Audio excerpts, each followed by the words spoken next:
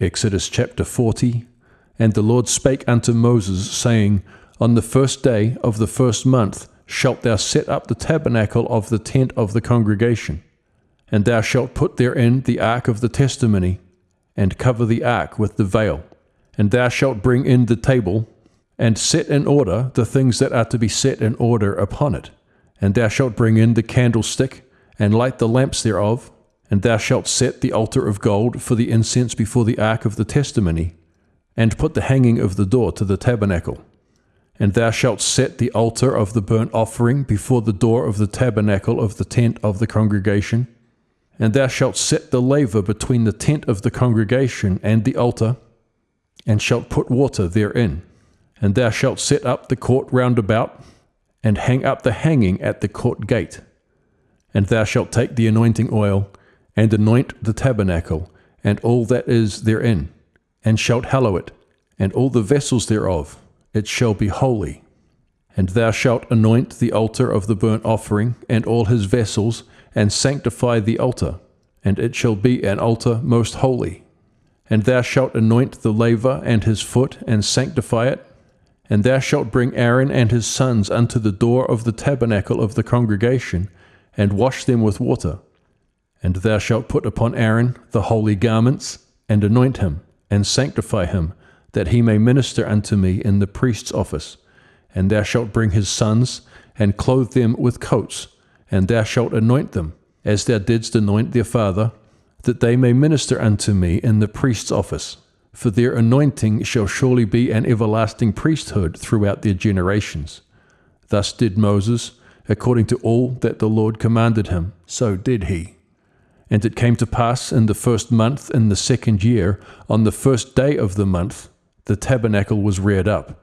And Moses reared up the tabernacle, and fastened his sockets, and set up the boards thereof, and put in the bars thereof, and reared up his pillars.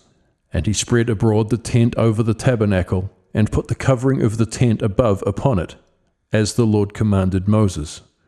And he took and put the testimony into the ark, and set the staves on the ark, and put the mercy seat above upon the ark.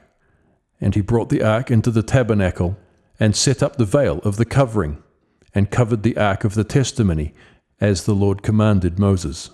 And he put the table in the tent of the congregation, upon the side of the tabernacle northward, without the veil. And he set the bread in order upon it before the Lord, as the Lord had commanded Moses. And he put the candlestick in the tent of the congregation, over against the table, on the side of the tabernacle southward. And he lighted the lamps before the Lord, as the Lord commanded Moses. And he put the golden altar in the tent of the congregation before the veil, and he burnt sweet incense thereon, as the Lord commanded Moses. And he set up the hanging at the door of the tabernacle, and he put the altar of burnt offering by the door of the tabernacle of the tent of the congregation, and offered upon it the burnt offering and the meat offering, as the Lord commanded Moses. And he set the laver between the tent of the congregation and the altar, and put water there to wash withal. And Moses and Aaron and his sons washed their hands and their feet thereat, when they went into the tent of the congregation, and when they came near unto the altar, they washed, as the Lord commanded Moses. And he reared up the court round about the tabernacle and the altar, and set up the hanging of the court gate. So Moses finished the work.